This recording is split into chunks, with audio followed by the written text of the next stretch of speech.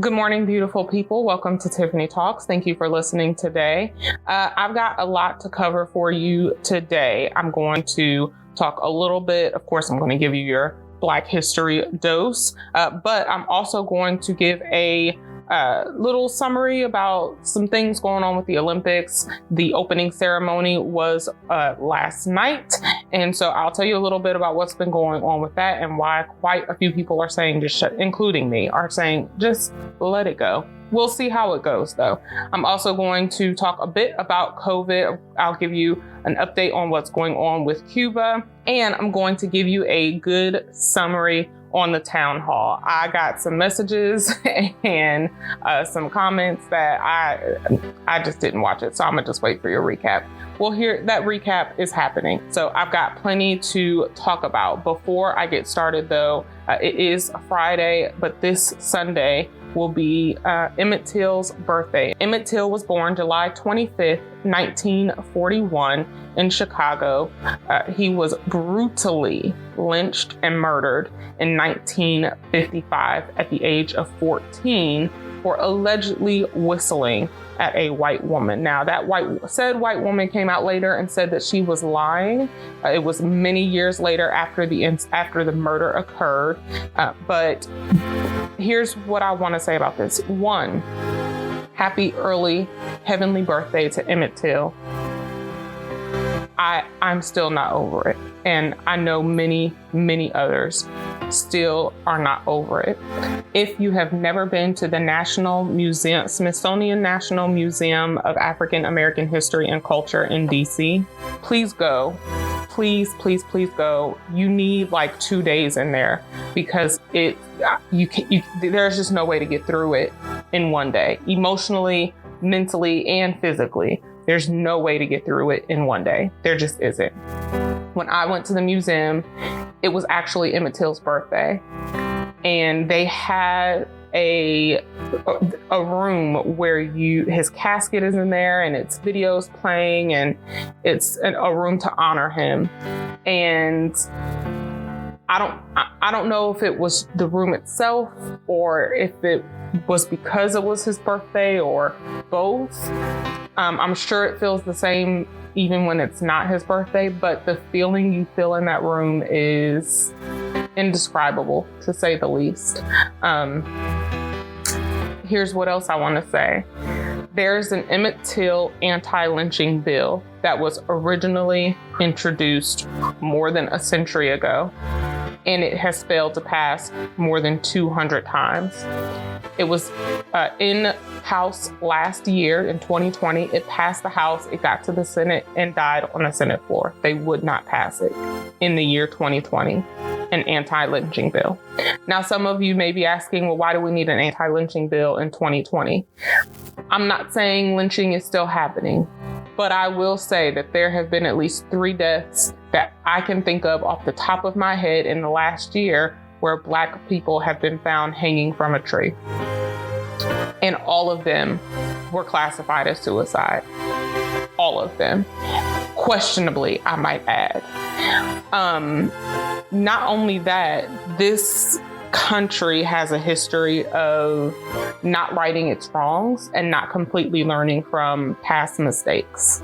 So this bill was actually reintroduced as H.R. 55. Representative Bobby Rush introduced this in January of this year, and he is the Democratic representative for Illinois.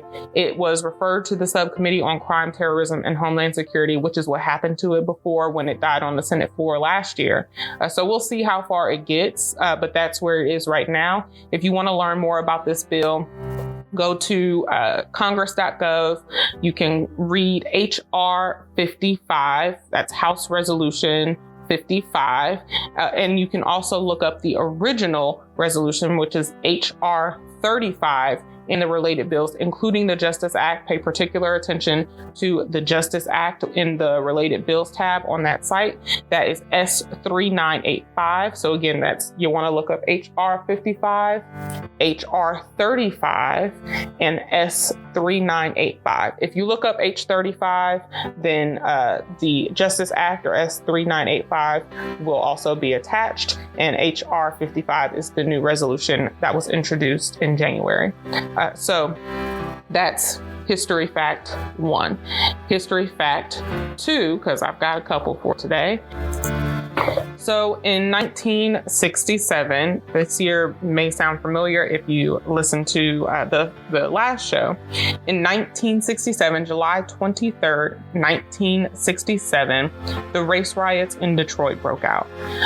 So let me tell you why this year may sound familiar, and then I'll tell you about the race riots in Detroit. In the last show, we talked about the Black Power Conference in Newark, New Jersey, which also happened in 1967. Before that conference, there were riots in Newark, in New Jersey. So right around, literally within like a week of each other, riots are happening in 2 different states. So leading up to the Black Power Conference in Newark, New Jersey, which started July 20th, 1967, that was held in Newark, New Jersey. Leading up to that date, July 20th, there were riots in Newark. July 23rd through the 27th, the race riots happened in Detroit due to basically the police were raiding a bar, but there happened to be a lot of people in the streets because it was a hot summer and folks were trying to cool off. So a brick was thrown through a police officer's window and it kicked off the riots that lasted from the 23rd through the 27th. 43 people died, 342 were injured, nearly 1,400 buildings were burned, and the National Guard was deployed by the governor at the time. 7,000 National Guard and U.S. Army troops were called into service. So hundreds of families were left to experience homelessness. They lost their homes. White flight got worse and they moved into the suburbs, but it caught the attention of President Lyndon B. Johnson, and the Kerner Report was birthed. Now, the Kerner Report essentially found that white racism, discrimination, and poverty were at least the top factors that led to the race riots in Detroit. The Kerner Report stated, "Our nation is moving toward 2 societies, one black and one white, separate and unequal." That's the Kerner Report. That resulted from the 1967 Detroit riots. If you want to know more about that, of course, as always, look it up, but I will also be tweeting about this. That is all of your history for today. Now, in other news, Marla Gibbs, the incomparable Marla Gibbs, finally received her flowers, at least some of them. She received her star on the Hollywood Walk of Fame. Congratulations to the outstanding Marla Gibbs. If you don't know who Marla Gibbs is, she was the amazing woman that played Florence on the show Jeffersons, which is one of my mom's favorite shows. Shout out to my mother. One of her favorite episodes of the Jeffersons is when Billy Dee Williams comes to visit and Florence thinks that it's a stunt double. So when she finds out it's the real Billy Dee Williams, she's like, "Oh, Billy Dee, oh, please don't leave me now." It's one of my mother's favorite episodes. So 5-time Emmy nominated actress, 5-time Emmy nominated. She has continued working. She did a role a couple years ago. I think it was 2018. So I'm going to play a clip from that show. Here's Marla Gibbs. And you actually started acting at the age of 44. But when did you know you had made it? I still haven't made it, baby. I'm still trying. You're only as good as your next project. Okay. Yes, true. So I will be on NCIS the end of the month. Okay. You better Shout out to books. And yes, I auditioned, yes. Oh, really? You had to audition? Because I wouldn't think that you still audition. Do you still do? Oh, yeah. I would think as a legend, they would just call you for these roles. Right. Yeah. You would think that, wouldn't you? But how does it feel to audition? Do you like it? Not so much? Oh, no. You feel like you won the role. Right. Didn't just give it to you. You won it. You earned it. I love it. Tiffanie Talks. Welcome back to Tiffanie Talks. If you missed any of the information, actually, I'm not going to do that. Welcome back to Tiffanie Talks. I'm your host, Tiffanie Lanelle. Thank you for joining me today. So on to the Olympics. The 2021 Olympics have kicked off. They kicked off in an opening ceremony in Tokyo last night. I'll be honest, I didn't watch it. I don't plan to watch any of the Olympics, if I can just be honest. I'm still not over what they did to Sha'Carri Richardson, among a plethora of other things going on that we've talked about in recent weeks, but I'm going to tell you some more about what's been going on. So some are calling the 2021 Olympics a 20 billion, that's with a B. I hope you heard me. 20 billion. Okay. 20 billion bust. $20 billion bust, like that's pretty big. So it happened overnight. Well, overnight for us here, but it technically happened today. So essentially the opening ceremony kicked off, but here's what's been going on behind the scenes. So everyone already knows about Sha'Carri Richardson. I think I talked about them banning Afro hair caps and all this other stuff. So now, in case you haven't heard, Toyota also pulled out as one of only 13 worldwide sponsors. 13. There's only 13 of them. And Toyota, of course, one of the biggest sponsors, said, no, we're not gonna do this.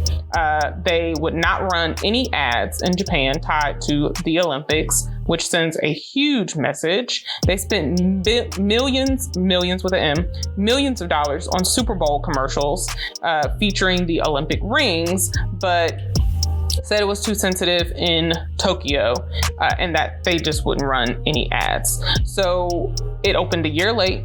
Like, it's literally, the Olympics are a year late and $1 short. Literally. Like, literally. There is a state of emergency in Tokyo right now that is set to continue through August. Overseas spectators were banned in March. Local spectators have now been banned as well. The Prime Minister, Suga, said that he was confident that keeping the public away would help prevent the spread of infection, which right now they are facing 1,000 new cases from the Delta variant, which continues to grow. But he said, I decided that the Olympics can go ahead without compromising the safety of the Japanese people. The simplest thing and the easiest thing is to quit, but the government's job is to tackle challenges. Okay, yeah, I mean, sure. They're also trying to rebound and recover the economy and the heart of the nation from the devastating tsunami that took place in 2011. That killed almost 20,000 people. So local organizers were forecasting that a flood of visitors would come to Japan and would spend nearly $2 billion on meals, transport, hotels, merchandise, and that the 7-day event would motivate others to visit Japan and bring in more in revenue. But it's just not looking like that's going to happen. As of Monday, just 22% of the population is fully vaccinated. Tokyo's state of emergency is set to continue through August 22nd. Coaches and athletes have started testing positive. Many players on the South African men's soccer team have also been put into isolation after close contact with 2 of its members who tested positive. So they're saying, one, there was a poll conducted by a public broadcaster, NHK, between July 9th and July 11th that found that nearly 2/3 of the Japanese people were not persuaded that the Olympics should continue ahead. Several polls show that Mr. Suga, the Prime Minister, enjoys the support of only about 1/3 of the public, which is a new low. IOC member Dick Pound said that only Armageddon could stop the games from taking place, adding later that the Olympics would go ahead even if Mr. Suga wanted them to be canceled. That's rude and disrespectful, to say the least. This is a huge economic risk, financially and health-wise. It's a really big risk. Now, in recent news, the opening ceremony director was fired over comments that he made that, things resurface, things never really die on the internet. But he made a joke about the Holocaust as part of a comedy act in the 1990s. It resurfaced and he was fired. His statement was, "I offer my deep apology for causing trouble and worry for many people concerned, as well as Tokyo residents and Japanese people, when the opening ceremony is almost upon us." You cannot joke about the Holocaust. You just can't. You just can't. Prime Minister Suga called the comments outrageous and unacceptable. An international Jewish human rights organization released a statement saying that his participation would insult the memory of the 6 million Jewish people who perished in the Holocaust. You can't joke about the Holocaust. So their opening ceremony director was fired. They've been horrible news about Sha'Carri Richardson, COVID. None of the news coming out of it is good. The head of the Tokyo organizing committee, Tokyo 2020, because it was supposed to happen last year, the head of the organizing committee resigned after making sexist remarks. The creative head also resigned after he made derogatory comments about a popular Japanese female entertainer. Let it go. What Idina Menzel sing on Frozen? Let it go. Let it go. This is also coming alongside of the NFL warning teams against rising COVID-19 outbreaks. So due to the rise of COVID-19 cases, there's variant cases, there's Delta and Lambda variants running around. There's a lot going on. The NFL has now warned teams of they've given new COVID policies that will be put in place. So NFL Commissioner Roger Goodell has released a memo saying that if a game cannot be rescheduled during the 18-week season due to the outbreak of COVID among unvaccinated players, then they will be forced to forfeit and be credited with a loss. In addition to the forfeit and loss, the players on both teams will not be paid for the lost contest, and the team responsible for the canceled game due to the players being unvaccinated will cover the financial losses and discipline from the outbreak. Okay. Last year, because of the pandemic, the NFL was forced to rework the schedule, and we all know what happened last year. This season, they plan to play 272 games over an 18-week period. They're hoping that this will force their unvaccinated players, coaching staff, and owners to get vaccinated. It was also reported that the players have been reporting to camps, and there has been an increase in vaccinations. More than 78% of the players across all teams have had at least one shot. 85% of the players across 14 teams are vaccinated, and 32 teams have a 50% vaccination rate. Goodell also stated that vaccinated players and staff that test positive for COVID-19 can return once they have 2 negative tests 24 hours apart. Those who are not vaccinated will continue their 2020 protocols and require a 10-day isolation. One, I didn't know they were giving the NFL players the option. I mean, I guess that makes sense. You can't really force people to get the vaccinations. I wasn't aware they weren't enforcing a vaccination policy within the NFL. I want to know what y'all think about this. Do y'all think that the NFL should impose a vaccination requirement? Do you think that these new COVID policies that are being implemented are fair? I don't know that I really have an opinion. I mean, I don't know. We'll see. We'll see how this goes. I'm interested to see if that number continues to rise, or if some of the franchises decide to make their own requirements or rules or anything like that. NFL season it's coming upon us, y'all. It's almost August, which means it's almost September. So we'll see what that looks like. I'm not sure. I'm not sure. We'll see what this looks like. I don't want to miss the NFL, so I'm going to say that. So I've got more show coming up for you next. You do not want to miss it. I'll be right back. Welcome back to Tiffanie Talks. I'm your host, Tiffanie Lanelle. So the Biden administration has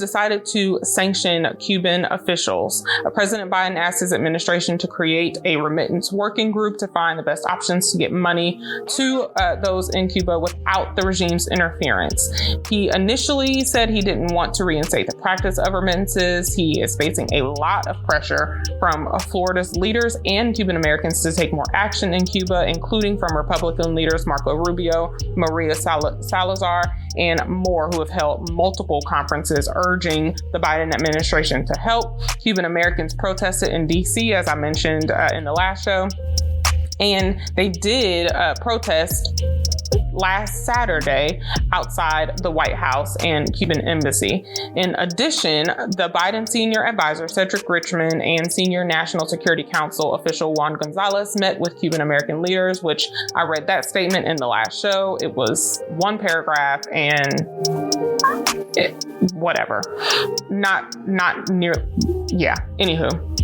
Treasury Department's Office of Foreign Assets Control took a look at sanctioning, and they have decided to sanction Cuban officials for human rights violations. They may also work with international organizations to boost humanitarian assistance. The State Department is looking at bolstering the staff at the Havana's U.S. Embassy to, quote, facilitate diplomatic, consular, and civil society engagement and an appropriate security posture. So he's also looking to continue for ways to send internet to Cuba. As I mentioned in the last show, they are essentially censoring internet, which does not have a good infrastructure in Cuba anyway. But where there is internet, it's not good. They're trying to prevent information from leaving Cuba so that we can see what is really going on. If you missed the last show where I interviewed a Cuban American, one of our contributors, and she gave some personal experience and really good information, please go check out that show. Although Biden administration and Biden himself has made promises to change Trump's Cuba policies, it has not been made a priority. So those policies are still under review. No word on if he's going to, reverse any of those. No word on just nothing. So we'll see what happens after the Cuba sanctions. We'll see if this shifts anything, but really it's symbolic. I don't know if this is going to actually hold them accountable for what's going on in Cuba. I don't know that it's actually going to shift the needle to do any. I don't know that this will work. At the end of the day, I don't know that this will work. So we'll wait and see.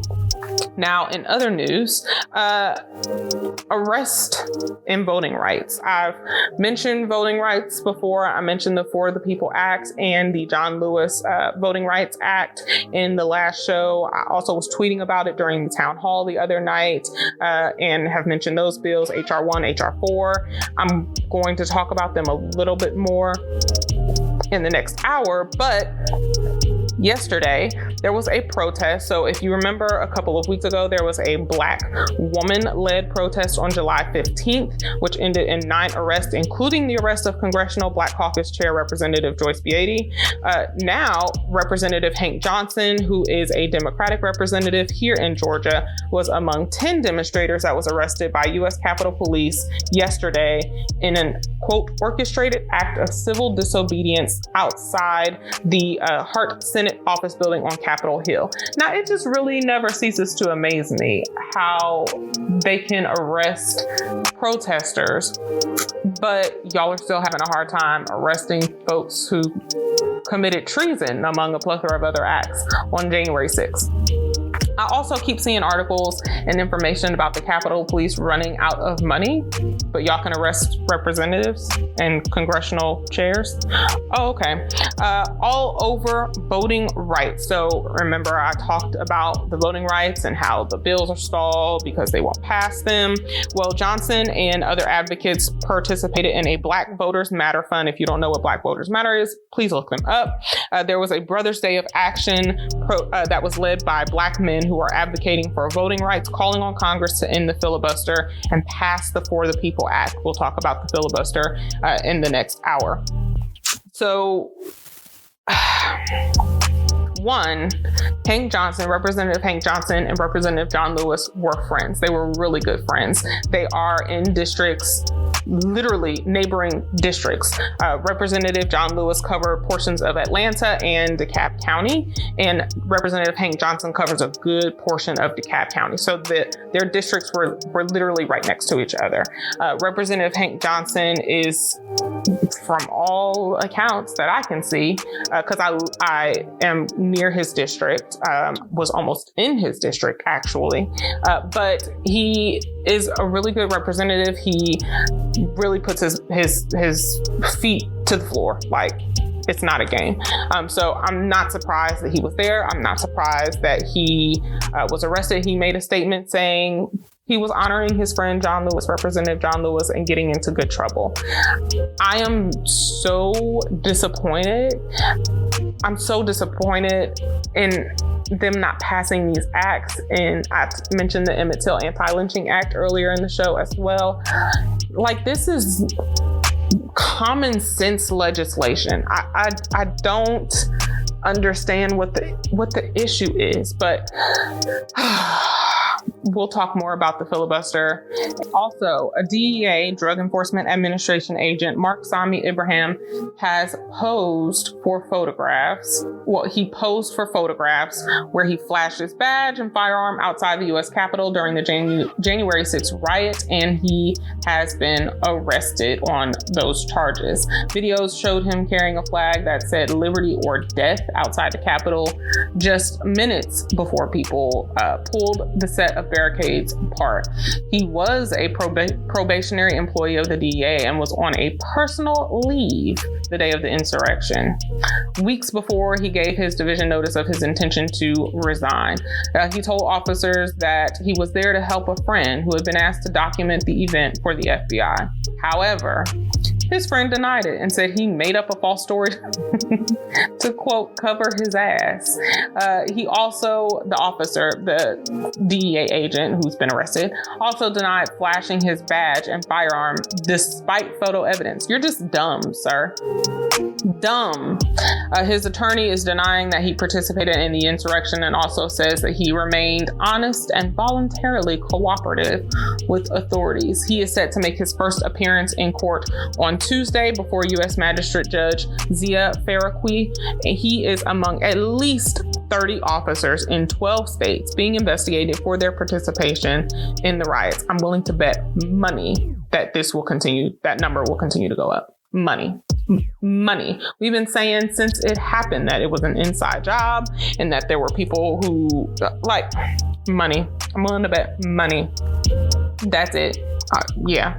I got more show coming up for you. You don't want to miss it. Town Hall recap coming up in the next hour. So make sure you keep it locked right here. I'll be right back. Tiffanie Talks.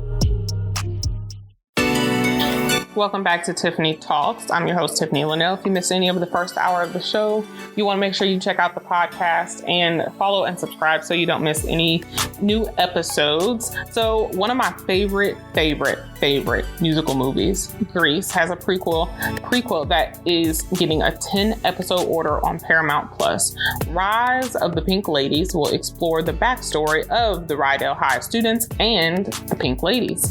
It received the order after it was announced as an HBO Max series in 2019, but moved to Paramount Plus late last year.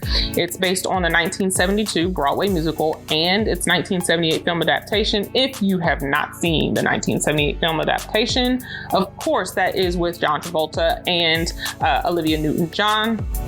And the series will explore their background, the background of the Pink Ladies, the background of the Rydell High School students. It'll follow the classic characters such as Rizzo, Frenchie, Jan, and Marty in their early years.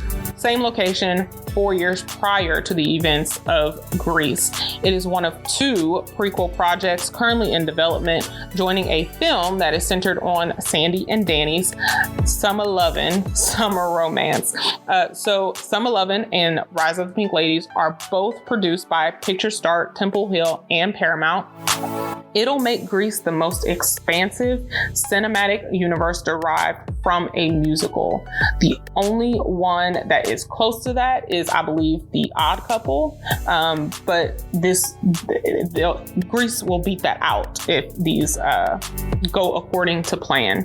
So I'm excited. Don't mess this up, y'all. Please, don't mess this up. I will shed a tear or three if y'all mess this up. I love Grease. I know all the choreography. I know all the music. I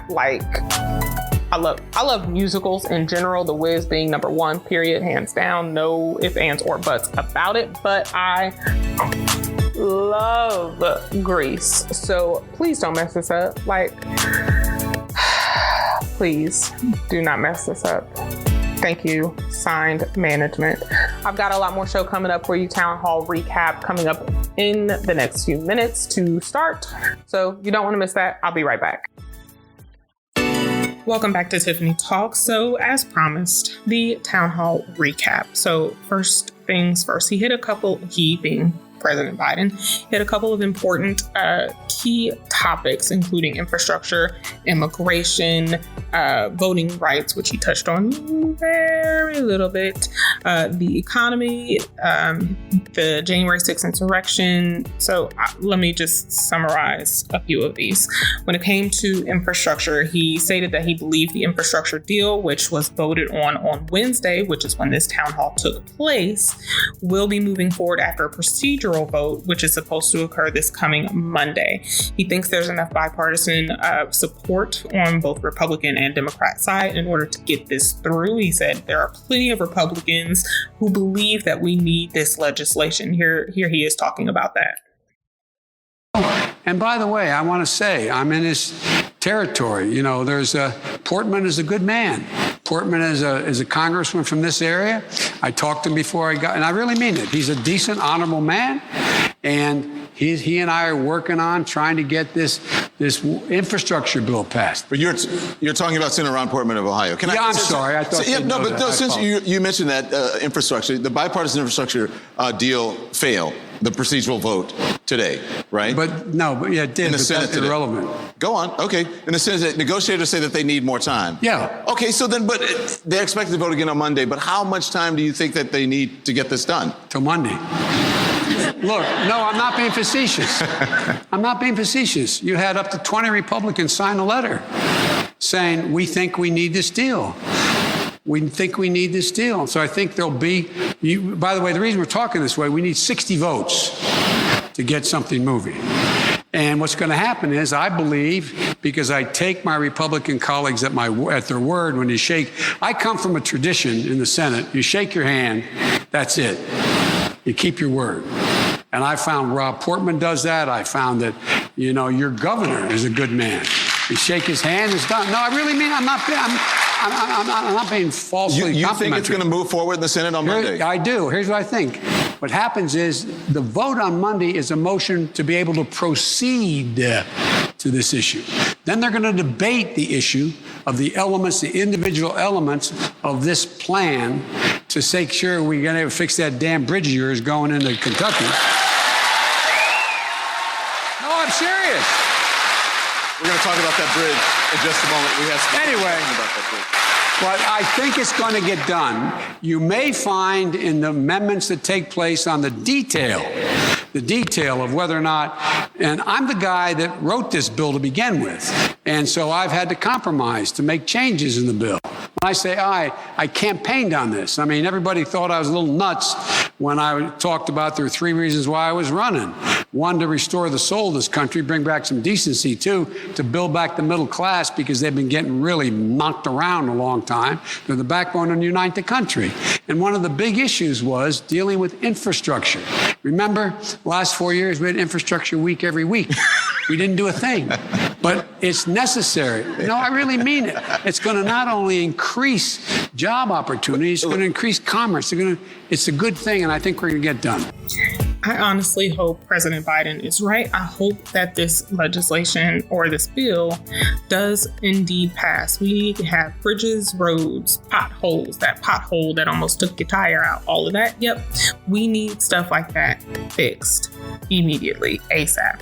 Now, he also, like I said, mentioned the Jim Crow era restrictive legislation that's being passed across different states to try and restrict voting rights. We need voting rights protections. We need federal voting rights protections. I talked earlier in the show about Representative Hank Johnson being arrested, Congressional Caucus Chair member Representative Joyce Beatty also being arrested during the women-led protest on July 15th. President Biden stated there's no reason to protect it other than you're going to throw the entire Congress into chaos and nothing will get done. Nothing at all will get done. And there's a lot at stake.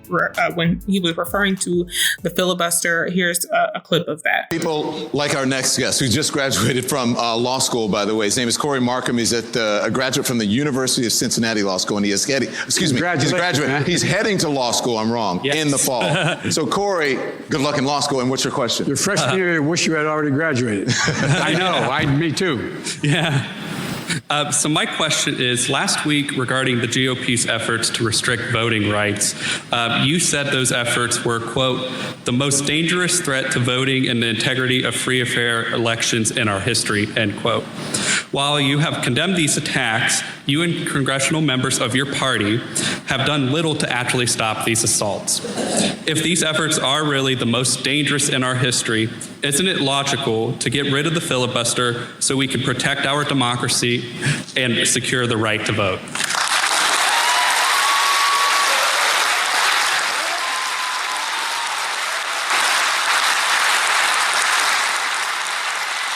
I stand by what I said.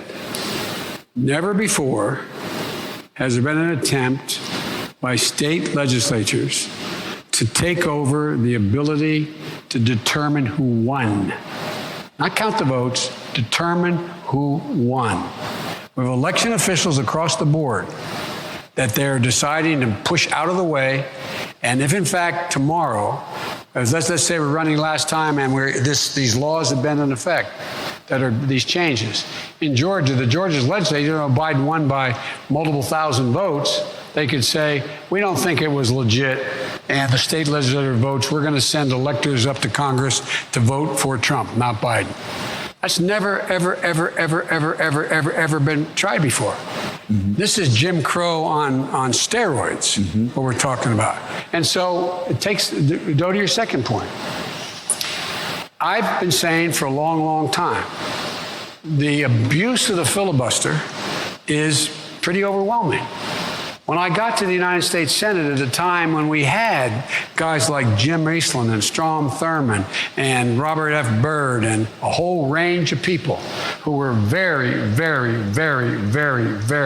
conservative on race, to say the least. Even then, if you were to filibuster, you had to stand on the floor and hold the floor.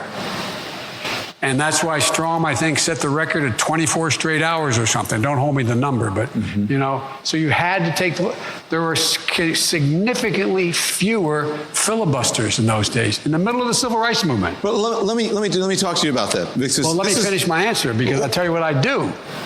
I would go back to that, where you have to maintain the floor.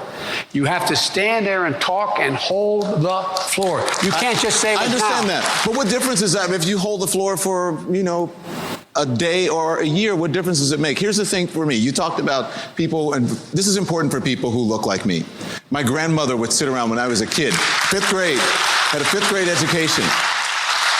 I learned that she couldn't read when I was doing my homework. She would tell me stories about people asking her to count the number of jelly beans in the jar, or the soap. So why is protecting the filibuster, is that more important than protecting voting rights, especially for people who fought and died for that? No, it's not. I want to see the United States Congress, the United States Senate, pass S1 and S4, the John Lewis Act, get them on my desk so I can sign them. But here's the deal. What I also want to do, I want to make sure we bring along not just all the Democrats, we bring along Republicans who I know better. They know better than this. And what I don't want to do is get wrapped up right now in the argument whether or not this is all about the filibuster or, look, the American public, you can't stop them from voting. You tried last time. More people voted last time than any time in American history in the middle of the worst pandemic in American history. More people did. And they showed up. They're going to show up again. They're going to do it again. But what I want to do is I'm trying to bring the country together. And I don't want the debate to only be about whether or not we have a filibuster or exceptions to the filibuster or going back to the way the filibuster had to be used before. But isn't that the only way you're going to get it done right now? No, I don't believe that. I think we can get it done. If you agree with the former president, he has called him your as you call him, your old boss, that it is a relic of Jim Crow. It is. If it's a relic of Jim Crow, it's been used to fight against civil rights legislation historically. Why protect it? There's no reason to protect it other than you're going to throw the entire Congress into chaos and nothing will get done. All right. Nothing at all will get done. Yeah. And there's a lot at stake. The most important one is the right to vote. That's the single most important one. And your vote counted, and counted by someone who honestly counts it. But it goes beyond that. For example, wouldn't my friends on the other side love to have a debate about the filibuster instead of passing the Recovery Act? I'll be honest, I don't know enough about filibuster. What I do know about filibusters is any act that is done to try and prevent legislation from going through or prevent a vote or anything else. It's a means of holding things up. So when they're talking about ending the filibuster, fighting the filibuster, and you also hear President Biden mention holding the floor, we need to get back to holding the floor. What he means is representatives would literally go to the floor and make a very long speech. Sometimes it would last hours or days, but that is what he's referring to when he says hold the floor. I don't know about all of that. And in terms of whether or not it'll help pass legislation, what I do know is we need it, and we're going to keep protesting until we do. And I'm going to keep talking about it until they do. The next thing that he talked about was the economy. There was a Republican there who's a restaurateur, and he talked about getting employees back into the restaurants to work. Here is a clip of that. This is John Lanny. He is the owner and co-founder of a restaurant group with 39 restaurants across the country, Mr. President. He is a Republican. John. Hi there, Mr. President. Hi. Thank you for taking my question tonight. We employ hundreds of hardworking team members throughout the state of Ohio and across the country, and we're looking to hire more every day as we try to restart our restaurant business. The entire industry, amongst other industries, continue to struggle to find employees. How do you and the Biden administration plan to incentivize those that haven't returned to work yet? Hiring is our top priority right now. Well, two things. One, if you notice, we kept you open. We spent billions of dollars to make sure restaurants could stay open.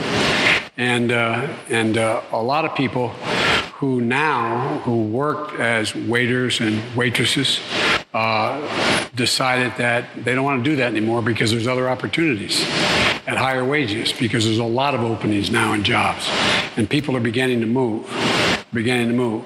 There's some evidence that maintaining the ability to continue to not have to pay your rent so you don't get thrown out, and being able to provide for unemployment insurance has kept people from going back to work. There's not much distinction between not going back to work in a restaurant and not going back to work at a factory. So people are looking to change opportunities, change what they're doing. My deceased wife's father-in-law was a restaurateur up in Syracuse, New York. And by the way, he tried to convince. He had a restaurant that was in a town called Auburn, about 20,000 people, which was sort of flagship 24-hour a day restaurant that. And he offered it to me, which I would have been making 5 times what I would in law school, to try to keep me in Syracuse. But I spent too many times at home hearing the phone call. The cook didn't come in. He's in fight with his wife. What's going on? So exactly. God love you doing what you do. But all kidding aside, I think it really is a matter of people deciding now that they have opportunities to do other things, and there is a shortage of employees. People are looking to make more money and to bargain. And so I think your business and the tourist business is really going to be in a bind for a little while. One of the things, we're ending all those things that are the things keeping people back from going back to work, et cetera. It'll be interesting to see what happens. But my gut tells me that part of it relates to, you can make a good salary as a waiter or waitress. One of my sister-in-laws is of 5 sisters, makes a very good salary. She works in Atlantic City. That's where she's from. But there's a lot of people who are looking to change their occupation. I think, but I could be wrong. Well, let me ask you, because John is looking to hire people. He's got 39 restaurants across the country. Yeah. Is there anything you can do to help him out? I mean, he's got to get people in. Well, John, first of all, the thing we did to help John and John's out is provide billions of dollars to make sure they could stay open. Number one. So you all contributed to making sure John could stay in business. And we should have done that, as we did for other industries. But secondly, John, my guess is that people paying $7, $8 an hour plus tips, that's, I think, John, you're going to be finding $15 an hour or more now. But you may pay that already. Well, let me ask you, because everywhere I go, there isn't a pretty much a shop in my town, a restaurant or whatever, where there isn't a for hire sign. We trying to check into the hotel. They couldn't get the rooms cleaned fast enough because they can't find staff. You mentioned something. You said we're going to end the things that may be keeping people back. Do you think that's the unemployment benefits? Well, that expanded? was argued. It was. I don't think it did much. But the point is, it's argued that because the extended unemployment benefits kept people, they'd rather stay home and not work than go to work. You don't think it did that? I see no evidence it had any serious impact on it. But you can argue. Let's assume it did. It's coming to an end. So it's not like we're in a situation where if that was it and it ends, then we're going to see John's going to have no problem. But what I think is happening, folks, is, look, if you make less than 50, and I'm not saying, John, your folks make less than 15, you have good restaurants. That means the tips are good. People make a lot more than just what the minimum wage, what the wage is being paid. If you put tips on top of it. But folks, look, here's the deal. Think about it. If you have for example, I want to be able to, one of my programs is to make sure that we have 4 more years of school that's free. 2 years for 3-year-olds and 4-year-olds, because it's demonstrated that increases significantly success and community college.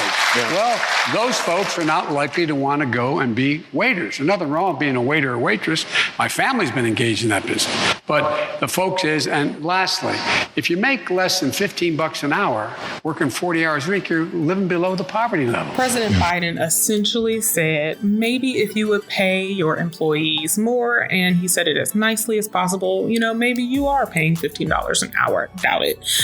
But if you would pay employees more, they would make different decisions. They may come back to the restaurants. While I agree with that to an extent, it's only to an extent.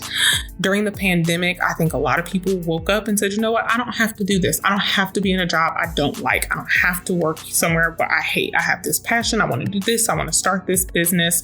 And like he said, people are making different decisions, especially when it comes to millennials, Gen Z, and any surrounding years.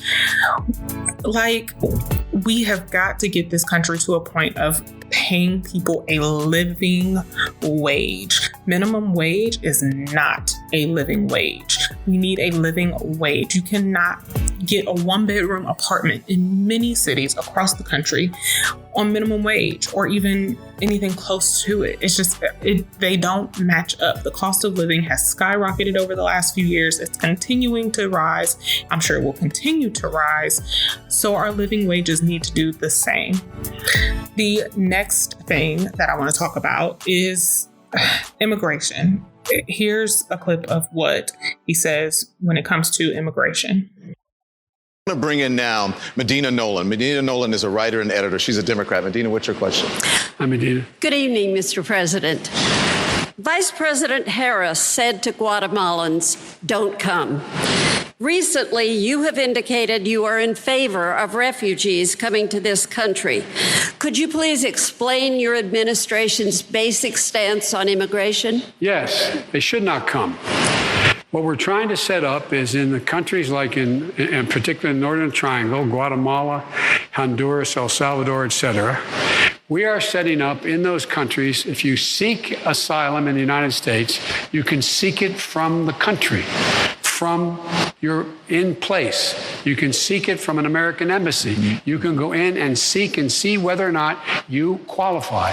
We've significantly increased the number of officers who can hear cases as to whether or not you qualify under the law for being here as a refugee. That's what we've done. Thirdly, we have been able to move significantly to change the number. There were thousands of people in custody with the Border Patrol. It's now cut by 90%, where there's considerably down. What I do say is, the one place you may heard that I'm talking about more immigrants coming in are those folks from Afghanistan who help the American soldiers, they and their family will be victimized very badly as a consequence of what happens if they're left behind. And so we're providing for them to be able to see whether they qualify to meet this special requirement, to be able to come to the United States as a refugee and as ultimately earning citizenship here. It seems to me it's the only decent thing that we can do. In the meantime, we're going to send people to American bases where they're not going to be able to leave the base while their cases are being determined whether they qualify, and also other bases. I want to talk to you about DACA. I got two questions on immigration, the quick questions I want to ask you about, because just last week there was a federal judge, he ruled the program unlawful, blocked it from accepting new applications. What do you say to dreamers who are really worried about their futures here in the United States? I'm not letting this go. Look, guys, let's just put this.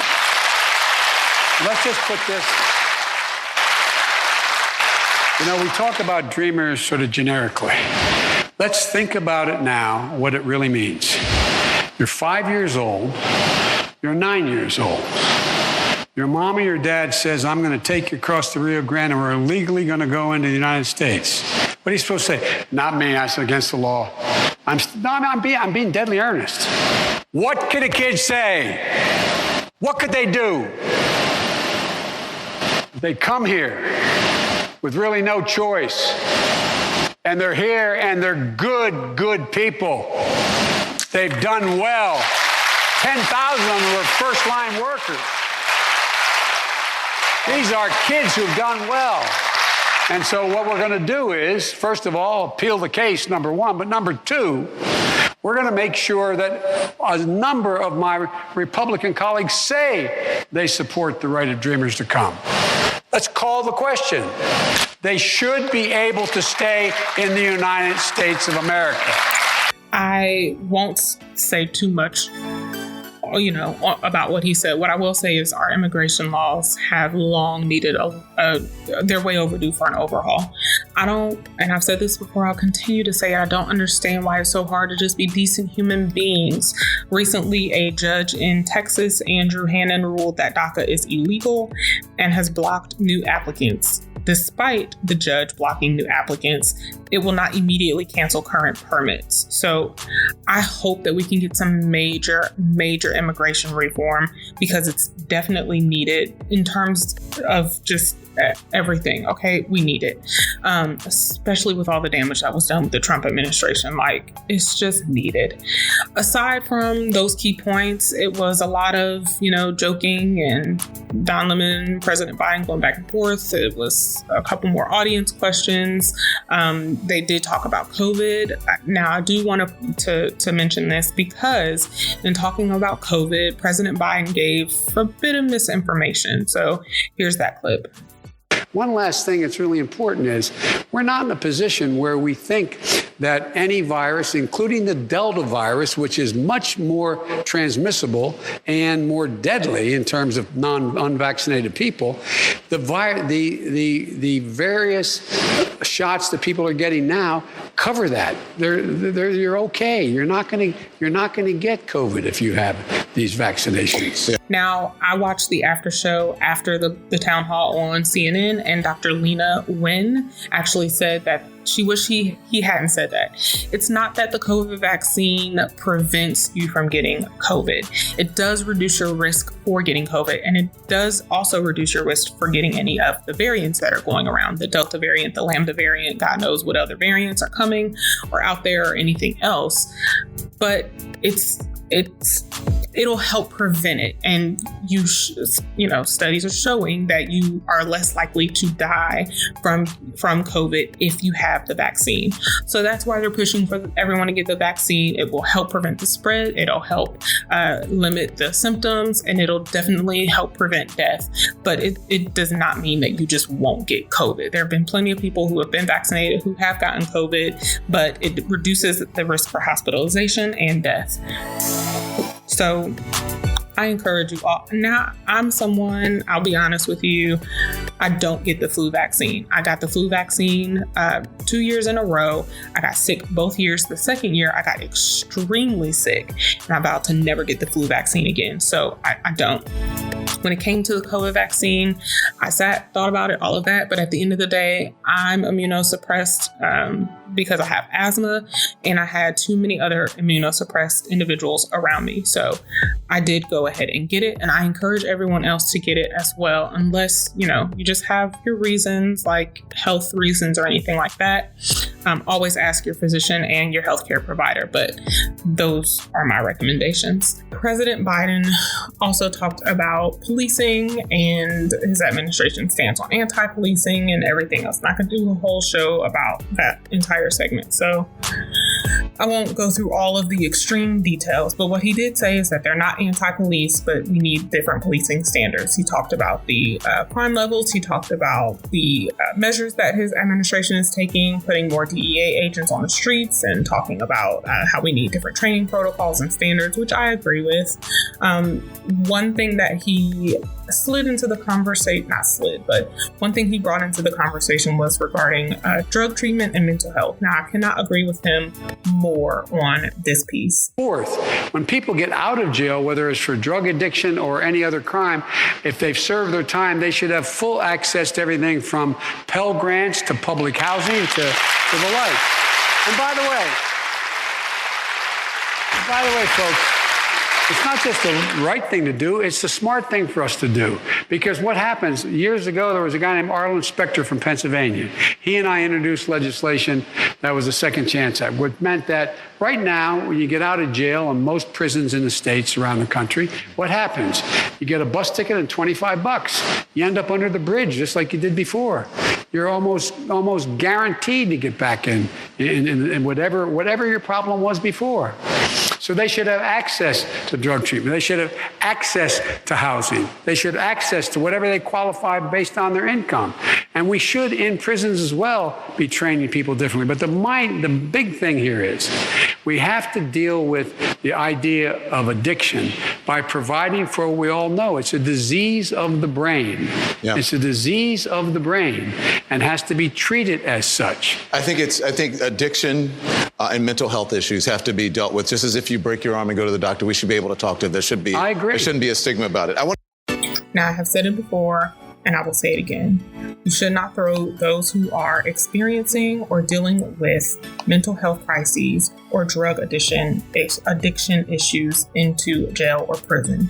It does not do any good for that individual, and it really is just throwing people in jail for absolutely no reason with little chance for rehabilitation. You heard him mention reoffense, essentially. That's called recidivism. I've talked about recidivism on the show before. When you do not have the resources that you need when you exit prison. You just don't. That is a huge issue within the prison industrial complex. When he says that you get released and you get $25, he's not exaggerating. Unless you have become a part of a program, you get a mentor, you get organizational resources or anything like that behind you. One, the risk for recidivism increase, and two, you do not really have the means to make it. You have to work harder. You have a record. It's harder to get hired. It's harder to get into school. It's harder to get scholarships. It really restricts your ability to make a life for yourself. where is the rehabilitation in that? Like, again, I could do a whole other show about that, but I will say I agree with him on that. Of course, it's near and dear to him due to his late son, among other issues, but mental health needs a huge overhaul. Our systems in this country overall just need an overhaul, but our mental health system really needs an overhaul. We need more resources. We need more doctors. And please, for the love of God, cover mental health resources, quality mental health resources. It is very expensive to get mental health treatment in this country. It is doubly expensive if you are young and you're a warden of the state or anything else. It's really hard to get mental health resources. So we need to work on that. Now, again, outside of that, it was a lot of joking and going back and forth. I really wanted him to stop saying, no, you think I'm joking. I'm serious. I'm not being facetious. You could have played a drinking game or bet money or played bingo with how many times he said that. I don't know who on President Biden's team told him that we always think he's joking or that we don't take him seriously or anything else. But please stop saying that. Like, I tweeted it and then I saw 6 tweets right after I tweeted it that said, oh my God, will he please stop saying I'm not being facetious? Stop saying you're not joking. Okay, we get it. Other than that, that was pretty much the town hall in a nutshell. I honestly thought it was extremely scripted and did not like that piece of it. So maybe be a little less scripted next time. But other than that, you didn't really miss much. I will put the link to the full town hall on my social media. So be sure you're following me there and you can check everything out there. That's going to do it for me today. Thank you for tuning in to Tiffanie Talks. If you miss any of the show, you want to check out the podcast on Apple Podcasts, Spotify, or Stitcher, and make sure you hit follow and subscribe on whichever is your favorite provider so that you can get alerts on all of the new episodes, the latest and greatest from me, Tiffanie Lanelle. Definitely remember, be safe, be blessed, and let God be God today. I'm out. Peace. Follow Tiffanie Lanelle on social media at Tiff Lanelle on Instagram, Twitter, and Facebook. The Tiffanie Talks podcast, powered by Boss FM.